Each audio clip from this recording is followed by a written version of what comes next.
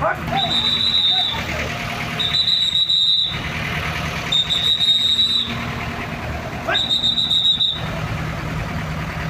কর্তৃক অভিযানে 33টিরও বেশি অবৈধভাবে পাথর উত্তোলনকারী ট্রাক্টর, মাহিন্দ্রা ট্রাক্টর আটক করতে সক্ষম হয়েছি। এখানে আমাদের সাথে যুক্ত হয়েছেন কোম্পানীগঞ্জ উপজেলার সহকারী কমিশনার ভূমি শ্রী পলাশ তালুকদার স্যার। এর সাথে আছে কোম্পানীগঞ্জ উপজেলার পুলিশ সদস্য সহ আরও অনেকেই। এখন বাকি যে ট্রাক্টরগুলো আছে এগুলো আমাদের বিজিবির হেফাজতে আছে।